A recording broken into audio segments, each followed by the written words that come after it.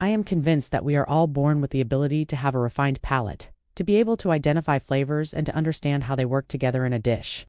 Somewhere along the way, we lose it. We become desensitized to flavors and we stop relating to food on a deeper level. But it's never too late to start again, and I believe every chef, no matter where they are in their journey, can continue to develop their palate. As home cooks, we may not have the luxury of time or money to travel too far off lands to experience new cuisines, but there are things we can do at home to begin the journey of palate refinement. So, let's get into it. First, let's talk about our sense of taste. You probably already know that we have 5 basic tastes: sweet, sour, salty, bitter, and umami. But did you know that your sense of smell has a huge impact on what you actually perceive as flavor? When you eat, 80% of what you perceive as flavor is actually coming from your nose. The other 20% is coming from your sense of touch and your sense of taste. So when we're tasting something like wine, for example, we swirl it around in our glass to get it up against our nose so that we can smell it. That's how we identify more flavors within that particular wine.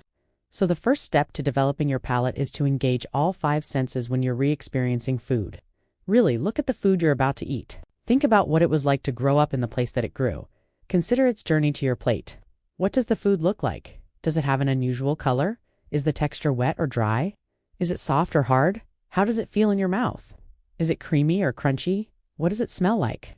These are the kinds of questions that will help you identify certain characteristics. For example, if you were tasting a piece of fruit, you could ask yourself these questions and determine whether it was a Granny Smith apple or a Golden Delicious apple before even taking a bite.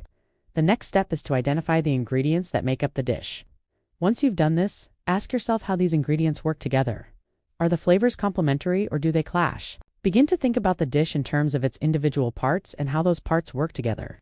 This will help you start to understand the building blocks of flavor. Next, learn about flavor pairings.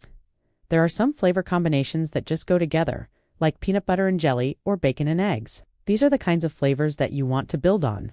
Once you've identified the flavors that you like, start experimenting in the kitchen. Try different combinations and see what works. Keep notes on your experiments so that you can refer back to them later. This is how you discover your own flavor profile. Another thing you can do to develop your palate is to cook with different herbs and spices. Herbs and spices are one of the most important flavoring elements in cooking. They can completely change the flavor of a dish. Start by adding small amounts of different herbs and spices to your cooking and taste as you go. Be patient with yourself. It takes time to learn how to use herbs and spices properly. Finally, don't be afraid to ask for help. If you're really serious about developing your palate, you can take classes or hire a personal chef to help you along the way.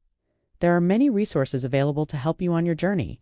Developing your palate is a lifelong journey, but it's one that I believe is worth taking. It will make you a better cook, and it will make you more confident in the kitchen. You'll also be able to appreciate the flavors of food on a whole new level. Speaking of flavor, I'm curious to hear from you. What's your favorite flavor pairing? What 2 flavors go together in your mind? Leave a comment below and let me know.